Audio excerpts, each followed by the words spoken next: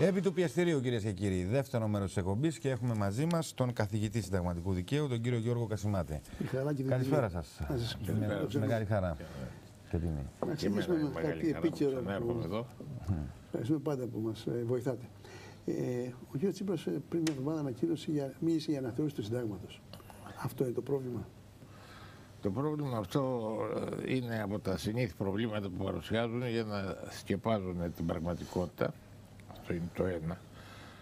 Και το άλλο είναι και μια προκλητικότητα, θα έλεγα, διότι όπως από την αρχή είπα, και το είπα και απευθείας στους κυβερνητικούς, ότι δεν μπορεί να κάνει μια κυβέρνηση η οποία παραβιάζει το Σύνταγμα κάθε μέρα αναθεώρηση. Σημαντικό. Και ένα αυτό. Και δεύτερον, ότι οι αναθεωρήσεις των συνταγμάτων γίνονται από ελεύθερους λόγους και όχι από υπόδουλους. Επομένως, λέω, τι θα κάνει η Επιτροπή που θα κάνει το σχέδιο συντάγματος. Θα κάνει ένα σύνταγμα όπως η Επιτροπή Μητρέλια, ένα σχέδιο, και πριν το τελειώσει να τη διώξει, την έδιωξε η δικτατορία και ήταν τότε όλοι οι επώνυμοι μεγάλοι επιστήμονες, μέλη, εκτός από έναν που δεν πήγε, προς τιμή του, ο Μαριδάκης, ο Γιώργος Μαριδάκης, όλοι οι άλλοι πήγαν, όλα τα γνωστά ονόματα και εξευτελίστηκαν. Λοιπόν, θα έρθει τώρα μια επιτροπή να πει ορισμένα σωστά πράγματα, είτε λάθος, δεν έχει σημασία, να μην αρέσουν στις Βρυξέλλες αυτό και θα έρθει μια εντολή να το ανατρέψει. Τι θα κάνουν, δεν θα εξευτελιστούν. Δεν είμαστε ελεύθερη χώρα. Είναι σαν να έκανε αναθεώρηση του συντάγματος η κυβέρνηση Τσολάκογλου. Είναι δυνατόν. Αυτό δεν γίνεται. Η συντακτική εξουσία ανήκει στο λαό. Και πρέπει να είναι ελεύθερος ο λαός να επιλέξει και την κυβέρνηση η οποία θα τη διαχειριστεί, αυτό το πράγμα, και άμα είναι μάλιστα και πολύ βαθιές οι αλλαγές, θα πρέπει να περάσει και από ελεύθερο δημοψήφισμα. 2 συντάγματα έκανε η Χούντα. Κανένα δεν έμεινε ενισχύει, διότι κανένα δεν ήταν, όλα ήταν άκυρα. Και έκαμε και δημοψήφισμα. Δεν σας κατηγορήσουν ότι ταυτίζεται τη σημερινή κυβέρνηση με Χούντα. Κοιτάξτε, δεν την ταυτίζω με τη Χούντα ακριβώς. Αλλά την ταυτίζω με κυβέρνηση υπόδουλου λαού. Δεν την ταυτίζετε, την παραλληλίζετε με την... Την παραλληλίζω διότι δεν είναι ελεύθερος ο λαός σήμερα. Και επομένως αυτό δεν είναι ελεύθερος ο λαός. Εγώ δεν την κατηγορώ για τα πρόσωπα. Η πραγματικότητα είναι μία. Ότι σήμερα η Βουλή κάθε μέρα παραβιάζει τον κανονισμό της και το Σύνταγμα. Και τις συνθήκες της Ευρωπαϊκής Ένωσης. Η κυβέρνηση το ίδιο. Με την εφαρμογή όλων αυτών των όρων και των συμφωνιών δανεισμού που έχουμε, οι οποίες είναι άκυρες και παράνομες και δεν το έχω πει μόνο εγώ, όλο αυτό τι σημαίνει? Ότι υπακούμε σε κάποιο κατακτητή αόρατο σήμερα, τότε ήταν ορατός παλιά, ο οποίος έχει αφαιρέσει την ελευθερία του ελληνικού λαού, τις πολιτικές ελευθερίες. Πώς θα κάνει λοιπόν? Εγώ δηλαδή αν ήμουν και αν ήθελα ακόμη εγώ οποιοδήποτε που είναι αντίθετος προς αυτή την πολιτική να μείνει στην κυβέρνηση δήθεν για να βοηθήσει την Ελλάδα, δεν θα αποτολμούσα ποτέ να κάνω αναθεώρηση του συντάγματος.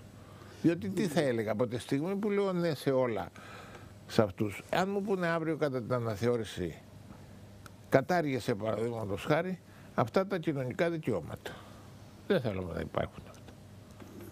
Αυτό που είπατε προηγουμένως, ότι η Ευρωπαϊκή Ένωση παραβιάζει τους κανόνες της Ευρωπαϊκής Ένωσης.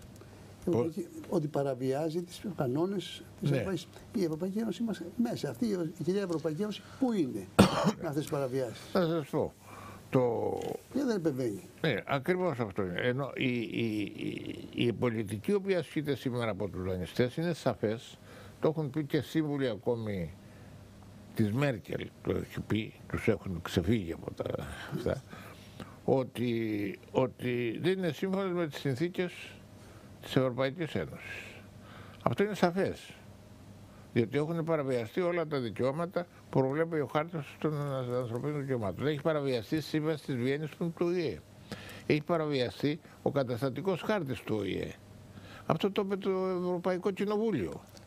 Γιατί τώρα θα μου πείτε πού είναι η Ευρωπαϊκή Ένωση. Ποια Ευρωπαϊκή? Η Ευρωπαϊκή Ένωση, όπως ξέρετε, το ανώτατο όργανο, το Συμβούλιο.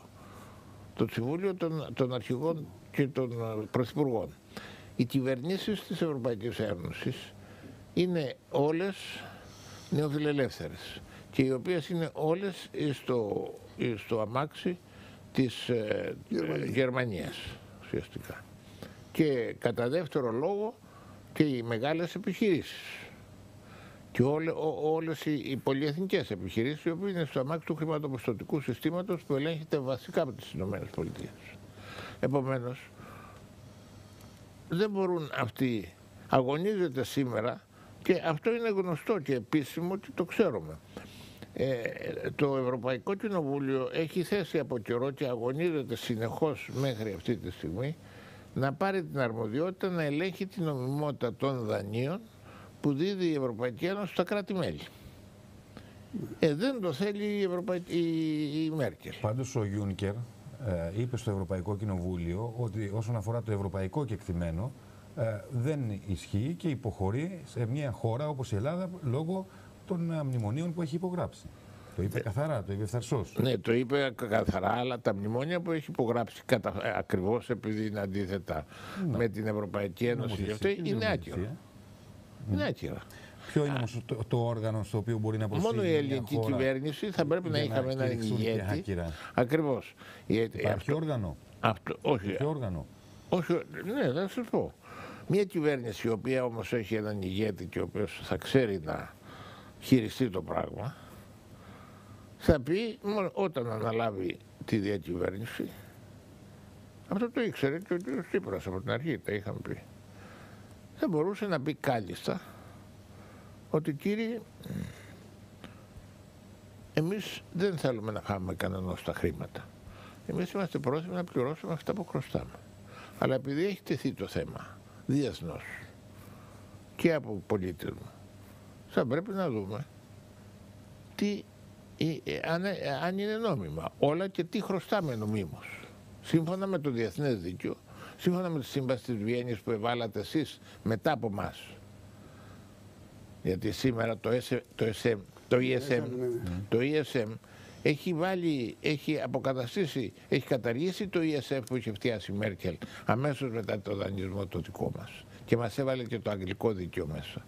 Και είπε ότι δεν ισχύει το αγγλικό δίκαιο, αλλά ισχύει η συνθήκη της Ευρωπαϊκής Ένωσης και η Διεθνή Σύμβαση της Βιέννης, η οποία ρητώς απαγορεύει συμβάσεις οι οποίες παραβιάζουν δικαιώματα και κυριαρχία.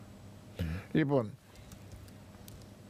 αυτό το πράγμα λοιπόν θα πρέπει, επομένως, αφού οι συμβάσεις της Ελλάδας, διότι δεν είναι το ίδιο με την Πορτογαλία, δεν δέχθηκε τους όρους η Πορτογαλία. Όχι.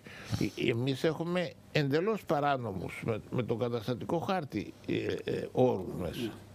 Ανεξάρτητα του ότι δεν πέρασαν και από τη Βουλή. Αλλά ανεξάρτητα ότι δεν πέρασαν από τη Βουλή, έχουμε και παράνομους όρους, όπως είναι τρεις οι βασικοί όροι οι οποίοι μας κάνουν υπόδουλους. Πρώτον, η παραίτηση από τα δικαιώματα της εθνικής ιεραρχίας. Αυτό είναι πρωτοφανές στην ιστορία. Και δεύτερον, από όλες τις ασυλίες που μας δίνει το διεθνές δίκαιο. Αυτά είναι άκυρα όλα, αυτά δεν ισχύουν. Και ο δεύτερος όρος είναι η δέσμευση του συνόλου της περιουσίας της Ελλάδος. Αυτό δεν έχει ξαναγίνει για διασφάλιση δανείου, ποτέ και για καμία περίπτωση. Είναι η παραβίαση, υπάρχει νομολογία του από τα διεθνή δικαστήρια, ότι είναι παραβίαση εθνικής κυριαρχίας. Και τρίτον είναι ότι παραβιάζεται τα δικαιώματα του ανθρώπου. Ο τρίτος όρος, ο οποίος παραβιάζει την κυριαρχία κυρίως, είναι το πρόγραμμα. Η Ευρωπαϊκή Ένωση και οι δανειστές έχουν το δικαίωμα να μας επιβάλλουν ένα πρόγραμμα μόνο για ορισμένες οικονομίες δημοσιονομικές. Το πρόγραμμά μας δεν είναι δημοσιονομικό. Και γι' αυτό και σταματήσαν να το λένε από την πρώτη στιγμή. Στην αρχή το είπαν δημοσιονομικό. Δεν είναι πλέον δημοσιονομικό. Όχι, δεν ήταν στην αρχή, όχι, δεν ήταν, λόγω του μεγάλου ελλείμματος. Όχι, δεν ήταν δημοσιονομικό. Το δημοσιονομικό σημαίνει ότι επεμβαίνει στα έξοδα του κράτους. Ναι, επεμβαίνει όμως από την αρχή και το πρώτο μνημόνιο, και γι' αυτό το αλλάξανε στην ονομασία στη σύνταξη και του πρώτου μνημονίου και το είπανε οικονομικό πρόγραμμα. Οικονομικό πρόγραμμα δεν μπορεί να επιβληθεί σε καμία χώρα. Διότι το οικονομικό πρόγραμμα με όλες αυτές τις λεπτομέρειες. Διότι οι λεπτομέρειες, τα μνημόνια που λέμε, αυτά τις επιμέρους υποχρεώσεις, σου αφαιρεί πλήρως την οικονομική πολιτική από το κράτος. Αυτό δεν επιτρέπεται, γιατί πάει να είναι κυρίαρχο πλέον. Είναι υπόδουλο. Επομένως, η Ευρωπαϊκή Ένωση δεν τηρεί τους νόμους. Δεν τηρεί νόμους και δίκαιο. Δεν τηρεί ως όργανο των δανειστών, διότι αυτό ανέλαβε η Ευρωπαϊκή η Κομισιόν. Η Κομισιόν εμφανίζεται τώρα και γι' αυτό έχει ευθύνη η Ευρωπαϊκή Ένωση. Έχει μια προσφυγή στο Ευρωπαϊκό Δικαστήριο για κάτι τέτοιο, με αφορμή κάποια... Βεβαίως, και το προβλέπει το πρώτο μνημόνιο. Το προβλέπει το πρώτο μνημόνιο. Αν έχει γίνει κάποια παρόμοια προσφυγή? Όχι, από την Ελλάδα δεν έχει γίνει. Από κάποιον ενδιαφερόμενο? Όχι, ενδιαφερόμενο δεν μπορεί, μόνο για ατομικές υποθέσεις. Άμα έχει... Με αφορμή κάποια προσωπική υπόθεση. Όχι. Δεν έχει. Θα είχε ενδιαφέρον, δεν νομίζετε? Θα είχε ενδιαφέρον, δεν νομίζετε? Είναι δύσκολο, δεν θα κριθεί ο δανεισμός, το χρέος.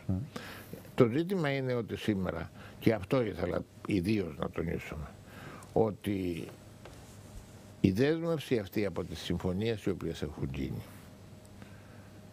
δεν υπάρχει λύση να παρακαμφθούν με κανέναν τρόπο. Δηλαδή, αυτό που ακούμε κάθε μέρα από τους συμπολιτευόμενους και αντιπολιτευόμενους, ότι εμείς κάνουμε εκείνη την προσπάθεια, οι άλλοι όχι, δεν την κάνετε σωστά και θα γίνει αλλιώς, είναι ψέμα. Διότι όλα πρέπει να πάρεις άδεια από τις Βρυξέλλες για να το κάνεις. Για παράδειγμα, θα αναφερθώ σε μία ημερίδα που ήμουν προημερών και ήταν μέσα γνωστές προσωπικότητες της πολιτικής, οι οποίες σήμερα εμφανίζονται ότι είναι αντίθετοι και προς τις τρεις μεγάλες παρατάξεις που έχουν κυβερνήσει στην Ελλάδα από το 10 και εδώ, και ότι θα μπορούσε να λυθεί με μια σκέψη η οποία είναι σωστή εκ πρώτης όψεως. Λένε ότι, παραδείγματος χάρη, η Ελλάδα είναι αυτό το οποίο λέγαμε και εμείς από την αρχή, και ο Μήτσος ο Θοδωράκης το είχε διακήρυξει. Η Ελλάδα είναι πάρα πολύ πλούσια χώρα, έχει φορέο υπέδαφος, έχει πηγές πλούτου πολλές, υποθαλάσσιο χώρο, και θα μπορούσε να κάνει σωστές επενδύσεις, αν έκανε σωστές επενδύσεις, να είναι αποδοτικές για τα ελληνικά συμφέροντα, θα μπορούσε να λύσει το πρόβλημα. Εγώ έκανα μία ερώτηση μόνο. Λέω, θέλω να μου πείτε, σας παρακαλώ, αν αυτό είναι πάρα πολύ σωστό και το φωνάζουμε από την αρχή, ότι μπορεί η Ελλάδα να ζήσει, δεν χρειάζεται ούτε αυτό το δανεισμό, ούτε τίποτα. Εάν γίνετε κυβέρνηση και πάτε και ζητήσετε και έχετε ένα σωστό πρόγραμμα επενδύσεων, γιατί είπαν και τις επενδύσεις πρέπει να τις κάνουμε βέβαια να γίνουν σωστά, και να δοθούν και να γίνουν σωστοί διαγωνισμοί κτλ. Λέω, θα πρέπει να πάρετε άδεια από τις Βρυξέλλες ή όχι? Δεν μου απαντήσαν. Επομένως, διότι δεν υπάρχει περίπτωση να μπορείς να κάνεις τίποτα. Ένας μεγάλος βιομήχανος κάποτε, επιχειρηματίας, μου είχε πει, λέει, εγώ είμαι διατεθειμένος, εάν είναι όταν άπλωσε το θέμα των υδρογονανθράκων, ότι είμαστε η πλουσιότερη ΑΟΣ της Μεσογείου μαζί με τους Κυπρίους, να μαζέψω έναν όμιλο ελληνικών κεφαλαίων και να κάνουμε έρευνες και γεώτρηση, να αξιοποιήσουμε το αυτό. Λέω, δεν θα σας δώσουν άδεια. Μα λέει, δεν μπορεί, αφού είμαι Έλληνας. Λέω, δεν θα σας δώσουν άδεια. Είναι διότι είναι δεσμευμένη αυτή η περιουσία. Με την όρο της δεσμεύσεως. Δεν το πίστευα. Μετά από λίγες μέρες ρωτήστε τους νομικούς σας συμβούλους. Και είπε, ναι, πράγματι λέει, δεν μπορεί να κάνει κανείς τίποτα. Επομένως, ό,τι λένε ότι εμείς θα φτιάσουμε, εάν δεν γίνει καταγγελία, δηλαδή να τεθεί το ερώτημα αυτό που λέω με ήρεμο τρόπο, ότι κύριοι θέλω να συσταθεί μια επιτροπή να το πει επίσημα το Δικαστήριο της Ευρωπαϊκής Ένωσης, το Συμβούλιο της Ευρώπης και ο ΟΗΕ. Να πούνε εάν είναι τι χρωστάμε. Και αυτά που θα πούνε ότι χρωστάμε, εμείς θα τα δώσουμε αμέσως. Εάν είναι όλα, όλα. Εμείς δεχόμαστε να πεθάνουμε και να τα δώσουμε. Αλλά, να μας το πούνε. Γιατί κανένα, και αυτό είναι που δεν θέλουν να ακούσουν. Γι' αυτό εσείς έχετε το θάρρος να τα ακούτε αυτά, ενώ τα άλλα κανάλια και στην Ευρώπη δεν θέλουν να το. Αν μπουνε, μόλις πάνε να κάνουν τέτοια κίνηση, σου κόβω το... Ωραία, πολύ ωραία ερώτηση, γιατί αυτό είναι ακριβώς και το άλλο. Απαντούν λοιπόν, λέει, εάν παρόλα αυτά, πρώτον δεν θα το πούνε, διότι δεν επιτρέπεται, δεν το θέλουν, γι' αυτό το κρύβουν, τους λέω δεν θέλουμε, ότι είναι το όπλο που φοβούνται. Γιατί δεν θα μπορεί να δεχτεί ποτέ το σύστημα της αστικής δημοκρατίας, του καπιταλισμού, του παραδοσιακού, να βγει αυτό έξω, διότι δεν το θέλουν οι λαοί και δεν το θέλουν ούτε οι επιχειρηματίες που παράγουν αγαθά. Αυτοί το ξέρουν, αλλά δεν μπορούν να μιλήσουν, διότι ο καπιταλισμός με το χρηματοπιστωτικό σύστημα, το κερδοσκοπικό, με τα ομόλογα, με τους τίτλους, τους ανώνυμους και τους άειλους, τη φορά των κεφαλαίων, τρώει τις σάρκες του. Τρώει δηλαδή τους επιχειρηματίες που ήταν οι σωστοί. Επομένως, αυτό δεν το θέλουν να πλώσει. Και αυτό είναι που κινήθηκε, γι' αυτό κινήθηκε και ο ΟΗΕ, κινήθηκε και το Συμβούλιο και το Ευρωπαϊκό Κοινοβούλιο που εκπροσωπεί τους λαούς. Ότι κοιτάξτε, πρέπει να βρούμε λύση να είναι νόμιμα. Επομένως, αλλά εγώ σου λέω λοιπόν, έρχομαι στο ερώτημά σας, πολύ σωστά, λένε αυτοί, εγώ δεν λογαριάζομαι τίποτα, δεν ακούν, ούτε ορίζομαι επιτροπή αυτή, εμείς θέλουμε αυτά τα, αλλιώς κόβομαι, αν θέλεις, κόβομαι τα λεφτά. Λοιπόν, τι κάνουν τα λεφτά. Αυτό σημαίνει, αλλά χρειάζεται ηγέτη. Αυτό σημαίνει ότι ο ηγέτης, ο οποίος θα το κάνει, πρώτον θα έχει κάνει μια προετοιμασία εξωτερικής πολιτικής. Δεύτερον, ότι θα έχει κάνει ένα πρόγραμμα σωστό επενδύσεων, που δεν το ξέρει. Και αφού τα έχει αυτά όλα έτοιμα και το ξέρουν οι άλλοι ότι δεν θα έχει έτοιμα, θα απευθυνθεί αμέσως στο Συμβούλιο Ασφαλείας. Διότι αυτό είναι επίθεση κατά της κυριαρχίας Ελλάδας. Αφού δεν θέλετε θα πάω εγώ να ρωτήσω. Να μου πει το Συμβούλιο Ασφαλείας αν αυτό που γίνεται είναι νόμο. Όταν κινείται σήμερα ο ΙΕ, διότι εκεί δεν είναι μόνο η Αμερική και η Γερμανία, είναι και οι άλλοι. Οπότε εκεί θα τεθεί πλέον το θέμα ανοιχτά. Όταν σήμερα ακόμη και οι 20 το συζήτησαν, εάν πρέπει να προχωρήσει έτσι ή όχι. Το συζήτησαν, άλλο ότι εμείς δεν τα μαθαίνουμε. Δύο θέματα θα ήθελα να σας ρωτήσουμε. Το ένα είναι γερμανικό χρέος και γερμανικές αποζημιώσεις ή να πάμε στο Κυπριακό. Πού? Ή στο Κυπριακό. Όπου θέλετε. Το σημαντικότερο είναι. Το σημαντικότερο, κοίταξε, το γερμανικό χρέος είναι αυτό. Το σημαντικότερο για μένα είναι το Κυπριακό. Διότι το Κυπριακό εγώ το θεωρώ το πρώτο εθνικό θέμα της Ελλάδας. Το Κυπριακό πρόβλημα και η λύση του, είχατε καμία εισήγηση στις 26 Νοεμβρίου του 2016. Ναι. Την οποία διοργάνωσε η Ιερά Μητρόπολη Πάφου. Πώς? Η Ιερά Μητρόπολη Πάφου. Ναι. Είχατε μια εισήγηση που είχαμε μιλήσει. Ναι. Πού πάει το Κυπριακό, μετά και την ευτυχώς την αποτυχία, το ναυάγιο της Γενέβης. Το Κυπριακό, το ναυάγιο της Γενέβης, πρώτα η όλη κίνηση της Γενέβης ήταν παράνομη.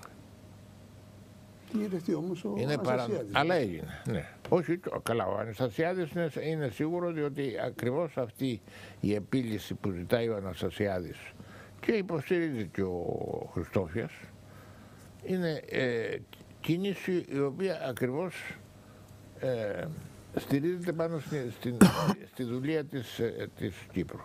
Η Κύπρος, και αυτά τα είπαμε και κάτω και τα ξέρουν, η Κύπρος είναι κυρίαρχο και ανεξάρτητο κράτος. Από το διεθνές δίκαιο 100%.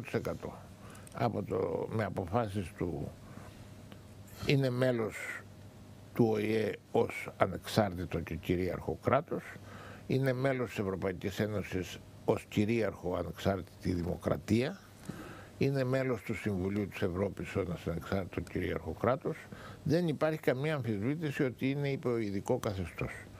Το μόνο πρόβλημα που έχει η Κύπρος είναι ότι έχει μια παράνομη κατοχή στο ένα τμήμα. Αυτό είναι παράνομο και με όλες τις διεθνείς συνθήκες. Επομένως, το κυπριακό πρόβλημα είναι να βγάλει από πάνω της την παράνομη κατοχή. Αντί να κάνει αυτό, το έχουν καταφέρει οι Άγγλοι κυρίως με τα τσιράκια τους τις διάφορες κυβερνήσεις εκεί και εδώ, και οι Αμερικανοί σήμερα βέβαια, που τους στηρίζουν, και οι Ευρωπαίοι που πάνε από πίσω, ότι να μην ντύθεται το θέμα της κυριαρχίας της Κύπρου, αλλά να αλλάξει το καθεστώς της Κύπρου. Το καθεστώς και το εδαφικό και το αυτό. Ποιο είναι η διαφορά? Ενώ δεν τίθεται θέμα. Το Σύνταγμα ισχύει της Κύπρου. Δεν έχει. Αν θέλει αναθεώρηση θα το αποφασίσει ο ολόκληρος ο κυπριακός λαός όταν φύγουν από πάνω. Δηλαδή, εάν κρίνει η Κύπρος, βόρειο και νότιο, όλοι, εάν κρίνει η Κύπρος ότι είναι καλύτερα να κάνει μια μικρή κορόμοσπονδιακό κράτος με 2 κομμάτια ή με 3 κομμάτια ή με 4 κομμάτια, θα μπορεί να το αποφασίσει με μια συντακτική συνέλευση. Ελεύθερη όμως. Γι' αυτό και λένε ότι όποια συμφωνία θα επικυρωθεί ή δεν θα επικυρωθεί από δημοψήφισμα. Προκειμένου να νομιμοποιηθεί. Το θέμα είναι η συμφωνία. Δεν αναφέρεται στο ζήτημα αν είναι κυρίαρχη ή όχι. Το ζήτημα η συμφωνία πρέπει να περιοριστεί και γι' αυτό ήταν στη Γενέβη παράνομη όλη η ιστορία. Διότι όλοι έχουν συμφωνήσει σε αυτό. Και γι' αυτό και δεν προχώρησε σε λύση, διότι το ξέρουν ότι θα τεθεί θέμα. Διότι πρώτα θα τεθεί θέμα στην Ευρωπαϊκή Ένωση. Διότι η Ευρωπαϊκή Ένωση δεν μπορεί να έχει μη κυρίαρχο κράτος μέλος. Εκεί είναι το πρόβλημα. Εκεί είναι το σκοντάφτη του. Γιατί να είναι μη κυρίαρχο μετά από μια συμφωνία? Θα έχει πάλι τα κυρίαρχα όργανα. Βεβαίως, όχι, δεν θα έχει κυρίαρχα όργανα, διότι όταν όσο λέει ότι θα είναι με βέτο η μία πλευρά και η άλλη, δεν είναι κυρίαρχο το κράτος. Δεν υπάρχει τέτοιο κράτος. Τέτοιο κράτος δεν υπάρχει στην Ιφίλιο. Θα είναι δύο ανεξάρτητα κράτη. Νομίζω ότι υπάρχει στη Βοσνία Ερζεγοβίνη. Νομίζω ότι υπάρχει στη Βοσνία Ερζεγοβίνη. Όχι. Δεν είναι αυτό το τέτοιο σύστημα, δεν υπάρχει, δεν μπορεί να μπει στην Ευρωπαϊκή Ένωση. Ούτε στον ΟΗΕ ως ενιαίο κράτος. Ούτε στο Συμβούλιο της Ευρώπης. Ιδίως δε στο Συμβούλιο Ευρώπης, η Ευρωπαϊκή Ένωση δεν μπορεί να δεχτεί τίποτα από αυτό. Υποτίθεται ότι θα έχει ενιαία κυριαρχία με την καινούργια κυβέρνηση. Όχι, δεν είναι κυρίαρχο. Το κυρίαρχο κράτος τι σημαίνει? Κυρίαρχο κράτος σημαίνει ότι η πλειοψηφία του ελληνικού λαού, του κυπριακού λαού, αποφασίζει για την ασφάλεια του κράτους. Και ενιαία, δηλαδή θα πρέπει παράλληλα να έχει και ένα ενιαίο λαό. Όχι χωριστούς μόνο. Τα ομοσπονδιακά κράτη έχουν το κρατήδιο για τα τοπικά θέματα του κάθε κρατηδίου και τον ελληνικό λαό για τα μεγάλα θέματα. Της ασφάλειας, παραδείγματος χάρη. Το αν θα κάνει πόλεμο, σε ποια συμμαχία ανήκει, στο αν θα είναι στην Ευρωπαϊκή Ένωση ή δεν θα είναι. Αυτός ο λαός λοιπόν δεν προβλέπεται σε κανένα σχέδιο από αυτά που προτείνουν, ούτε στο σχέδιο Ανάν. Από αυτή την έννοια. Ότι δεν προβλέπονται αυτά. Επομένως δεν προβλέπεται κυρίαρχο κράτος. Το κράτος, αυτό που λένε διζωνική, εννοούν ότι θα πρέπει να υπάρχει μια κυβέρνηση, αλλά θα έχει βέτο το ένα με το άλλο. Τέτοιο πράγμα δεν υπάρχει στον κόσμο. Μετά αποφασίζει το κυβέρνηση. Και πώς το δέχεται ο Γενικός Γραμματέας του ΟΗΕ που είχε προτείνει αυτό το σχέδιο? Ποιο? Ο Γενικός Γραμματέας του ΟΗΕ δεν είχε προτείνει στη Γενέβη? Ναι. Όταν τον ρώτησε ο Αρσένης σε μια συνάντηση, του λέει πώς λέει υπογράψετε αυτό το πράγμα εσείς? Δεν το διάβασα. Γιατί δεν το διαβάσετε? Διότι η εντολή ήταν να το υπογράψω.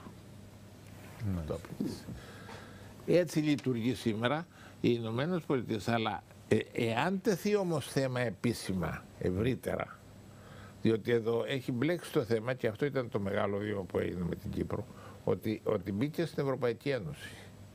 Η επιτυχία του Τάσου Παπαδόπουλου. Ναι. Λοιπόν, μπήκε στην Ευρωπαϊκή Ένωση και έτσι τώρα δημιουργεί πρόβλημα. Κακώς πήγε εκπρόσωπος σε αυτή τη συζήτηση. Τι θα συζητήσεις?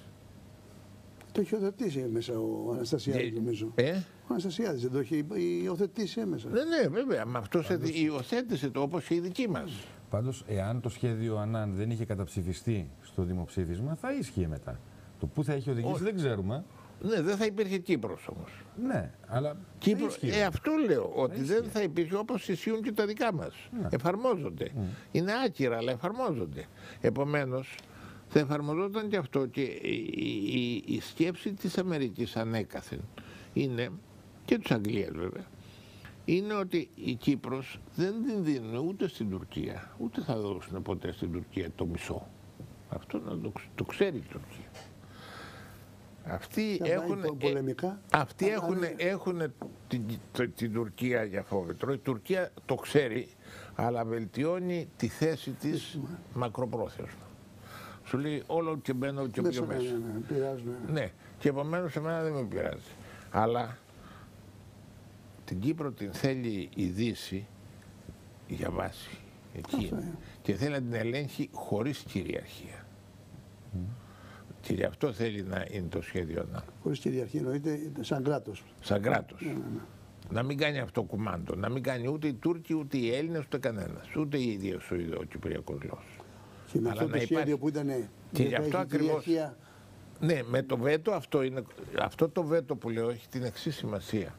Ότι όταν δεν φτάσει το βέτο σε αδιέξοδο, ή το φτιάνουν για να είναι αδιέξοδο σε μια απόφαση, θα βάλουν ένα μπαλαντέρ, όπως τον προβλέπαν και το σχέδιο Ανάν. Ξένο. Θα αποφασίσει ο ξένος εδώ. Και θα αποφασίζει ο ξένος. Επομένως, αυτό δεν είναι κυρίαρχο κράτος, δεν υπάρχει τέτοια. Και πού πάμε τώρα μετά την εξέλιξη και την.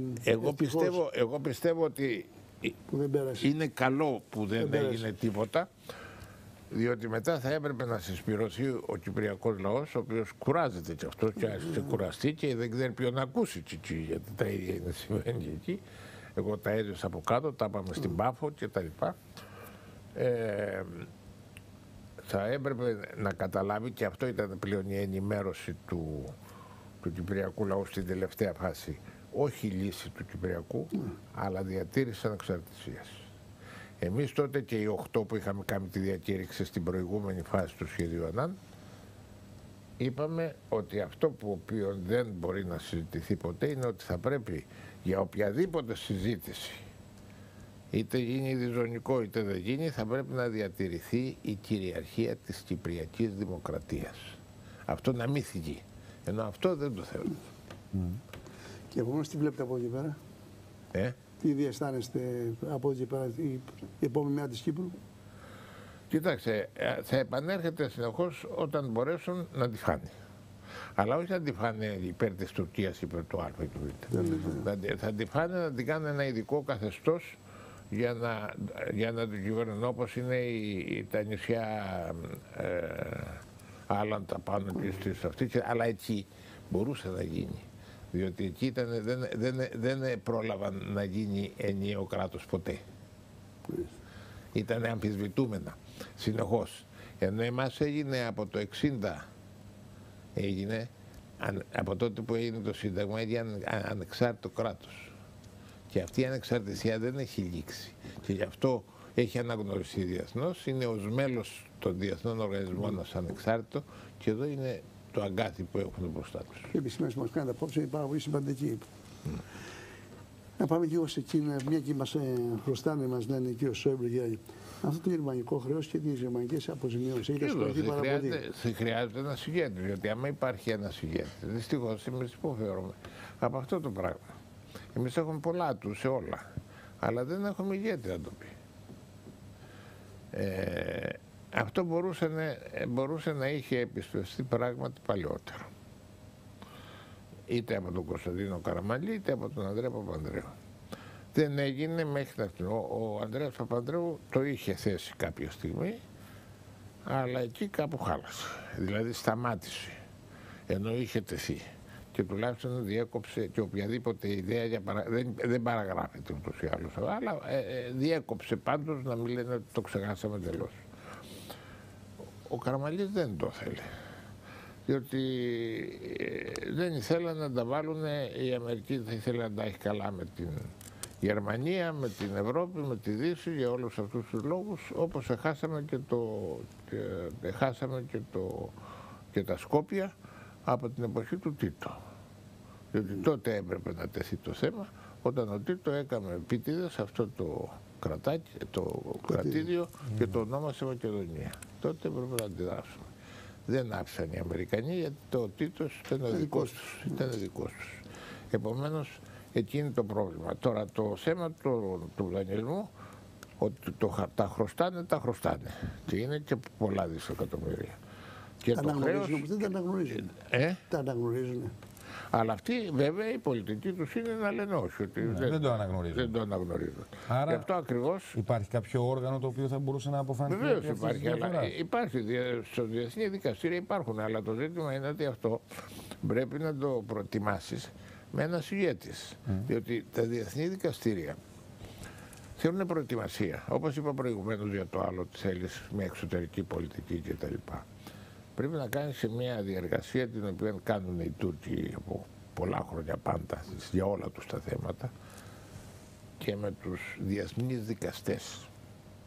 Παφές, Μα θυμάμαι, είχε έρθει ο καθηγητής ο Τενεκίδης τότε, που ήμουν νομικός σύμβουλος του αυτό, σπουδαίος διεθνολόγος, με κλάμα και εκτιμούσε πολύ την ηγετική φυσιογνωμία του Ανδρέα Παπανδρέου.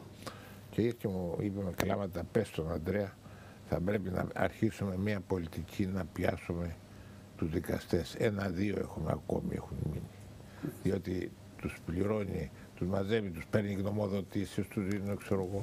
Εγώ το έχω ζήσει και με συναδέλφους ακόμη του διεθνούς δικαίου, που όταν τους έθεσα εγώ ερωτήματα μου λένε, ξέρεις, λέει, εμείς έχουμε πάρει πολλά λεφτά που δώσαμε γνωμοδότηση στους άλλους. Λοιπόν, καταλαβαίνεις ότι αυτό θέλει μια προετοιμασία. Αλλά μπορούμε να τα διεκδικήσουμε. Αποζημιώσει το χρέος. Και τα δύο. Μα αποζημιώσει θα μπορούσαμε και με ατομικά ακόμη. Τουλάχιστον να αρχίσουμε κατασχέσεις και εδώ ακόμη. Κάποιες περιουσίες. Θα τολμήσει όμως. Ποιος θα τολμήσει να βάλει με τη Γερμανία? Γιατί θα είμαστε ακόμα και με την ιστορία που γίνεται το Σταμούλη τότε. Ναι. Με τον Γκέτε. Εδώ. Ναι, διότι δεν το άφησε ο Υπουργός. Ο Υπουργός, ο Καστανίδης ο Σταθόπουλος. Και επειδή ο Σταθόπουλος ήξερε ότι είναι παράνομο και αντισυνταγματικό το όχι, διότι αυτό το είπε και το Στρασβούργο. Όταν τόσο πήγανε στο Στρασβούργο την υπόθεση του χρέους του ατομικού και είπανε και το πήγανε ότι είναι αντισυνταγματικό να πει ο Υπουργός, προσβάλλανε αυτή την, να πει ο Υπουργός όχι. Το Στρασβούργο είπε ότι αυτή η διάταξη μπορεί να χρησιμοποιηθεί και να πει όχι, αλλά για ορισμένο λόγο προσωρινά. Δηλαδή μπορεί να επανέλθει. Διότι δεν είναι οριστικό ότι δεν μπορεί να αφήσει ποτέ. Πρέπει να έχει λόγο για να αφήσει ποτέ. Λοιπόν, αυτά όλα χρειάζονται μια ηγετική φυσιογνωμία να τα αξιοποιήσει.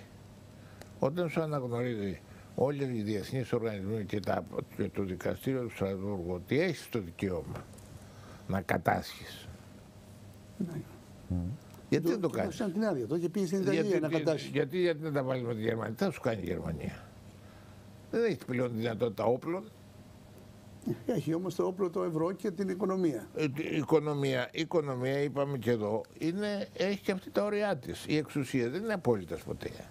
Είναι να ξέρεις πώς θα τις χειριστείς. Εντάξει, απλά είναι πιο ισχυρή η άλλη πλευρά. Είναι πιο ισχυρή όμως η άλλη πλευρά. Πάντα είναι πιο ισχυρή μία πλευρά. Αυτό δεν σημαίνει όμως, έχουμε και τα ιστορικά παραδείγματα ότι πάντοτε ήταν πιο ισχυρή μία πλευρά. Αλλά το ζήτημα είναι ότι θα ιτηθείς μία φορά, αλλά θα νικήσεις την επόμενη. Δηλαδή δεν μπορεί να τα παραδώσεις. Μην σκεπτόμαστε ραγιάδικα. Γιατί ο Ραγιάδας είναι που σκέπτεται έτσι. Αυτός είναι ισχυρός, τι να κάνω? Σύβω το κεφάλι.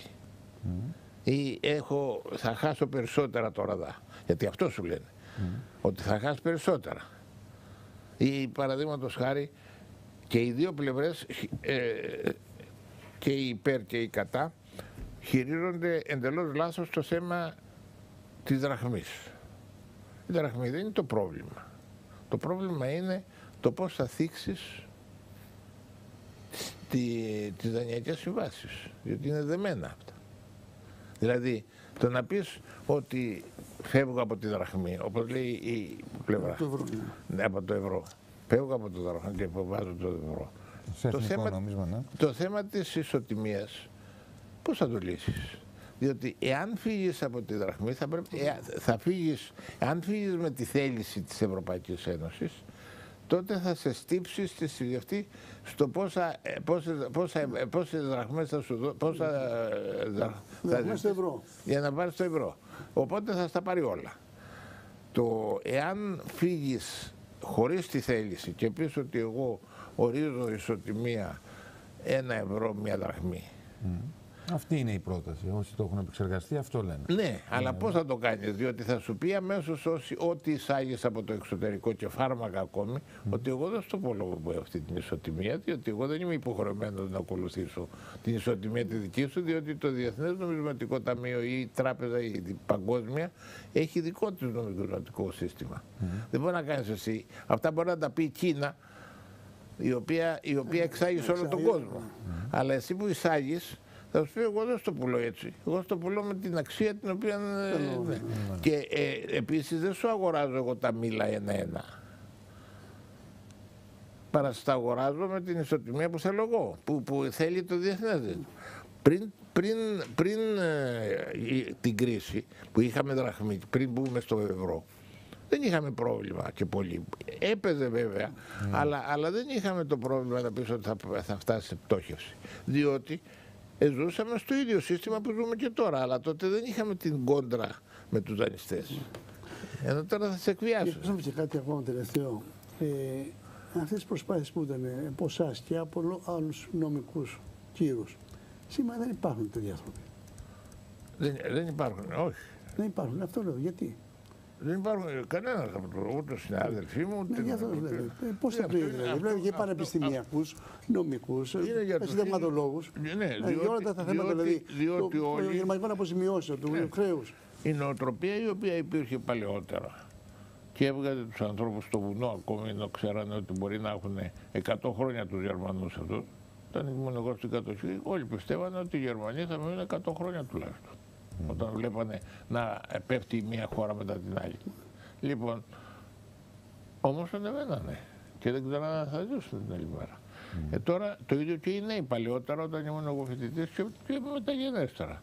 Βγαίναν στους δρόμους για το ψιλοπίδημα που λέει ο λόγος. Τώρα έχει καταπατηθεί το σύμπαν και δεν είναι όλοι. Γιατί δεν βγαίνουν? Διότι έχει αλλάξει η νοοτροπία και έχουν γίνει όλοι δούλοι της καταναλωτικής δούλοι της καταναλωτικής κοινωνίας. Μα τώρα δεν έχουμε πια ούτε καταναλωτική κοινωνία, δεν έχουν καταναλώνουν. Πώς δεν έχουν, καμία σχέση δεν υπάρχει με τα παλιά. Ναι, πώς δεν έχουν. Υπάρχει ένα μεγάλο ποσοστό πια, κύριε καθηγητά, που δεν έχει χρήματα να καταναλώσει. Όχι. Έτσι. Όχι, αλλά σκέφτεται, σου λέει άσχημη πως ξανάρθω εκεί. Έχει χαλάσει ο χαρακτήρας. Εκείνος που είναι 5 χρόνια άνεργος, νομίζετε ότι μπορεί να ελπίζει κάτι τέτοιο? Έχουμε 1,5 εκατομμύριο, ρωτάμε για τους επιστήμονες. Έχουμε 1,5 εκατομμύριο εργοδότες. Είδες καμία ένωση να βγει στην αμνεργών? Ποτέ. Ναι, αλλά αυτός όμως δεν ελπίζει. Ξέρετε, το βόλεμα που λέμε, το ραγιάδικο, το χειρότερο δεν είναι των μεγάλων. Το χειρότερο είναι των μικρών. Δηλαδή αυτός που πεθαίνει και λέει άσε να δω μήπως ζήσω μια ώρα ακόμη. Εκείνο είναι αυτό και γυρνά, έχει κάνει εντύπωση και αναζητείς λύση διέξω. Δεν είναι τώρα, ο κόσμος δεν παλεύει. Ενώ με κλειστά μαγαζιά, με συσίδια, πας, τόνο, δάνω. Πρώτη ο μεσαίος χώρος έπρεπε, που είναι το μεγάλο θύμα, είναι ο μεσαίος χώρος. Θα έπρεπε να έχει ξεσηκωθεί. Αυτό είναι το. Λοιπόν, ας ελπίσουμε ότι θα ξεσηκωθεί.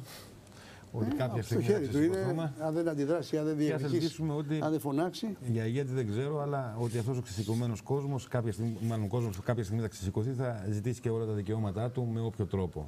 Ασφαλώς κάποτε θα γίνει, αλλά χρειάζεται χρόνο για να οριμάσει. Και παντού. Χρειάζεται να μπει και κάποιος, να υπάρχει ένας. Ναι, δεν έχουμε κάτι άλλο αισιόδοξο να πούμε, να το τολμήσει να τους μαζέψει. Διότι αυτή τη στιγμή το όχι ήταν ένα μεγάλο δείγμα το οποίο. Ένα τεράστιο δείγμα, διότι εγώ πίστευα ότι το φοβόμουν, ότι με την τρομοκρατία που γίνεται, ότι θα χάσει τα λεφτά σου, ότι ξέρω εγώ δεν θα πεις. Και όμως ο λαός είπε όχι στην εξάρτηση. Άλλο το ζήτημα ότι είναι μπερδεμένος το πώς. Το πώς το ίντερνετ. Ευχαριστώ πάρα πολύ. Όλη η κουβέντα που κάναμε και οι θέσεις που είπατε δίνουν απαντήσεις στον κόσμο στα ερωτήματα που έχει. Τι μπορεί να γίνει και αν υπάρχει κάποια διέξοδος. Πάντα υπάρχει διέξοδος. Είναι η μόνη πράξη αντίστασης που λέω εγώ είναι η ενημέρωση. Να γίνεται σωστή ενημέρωση. Και σήμερα είστε πολύ λίγοι που την κάνετε την ενημέρωση. Ενώ δυστυχώς το μεγάλο τους όπλο, και αυτό σήμαινε και ο πόλεμος των καναλιών, δυνάμεων, διότι είναι το μεγάλο όπλο των μεγάλων δυνάμεων. Ευχαριστούμε για την αγάπη σας. Και πάλι σας ευχαριστούμε, κυρίες και κύριοι. Ευχαριστούμε εσάς που ήσασταν και σήμερα μαζί μας. Ακολουθεί ο Εμίλιος Λιάτσος. Σήμερα έχει καλεσμένο τον Βύρωνα Πολύδωρα. Θα έχει εκείνος ενδιαφέροντα πράγματα να πει. Και μην ξεχνάτε, αύριο το πρωί Κόντρα News στα περίπτερα και kontranews.gr για 24 ώρη ενημέρωση. Καλή σας νύχτα.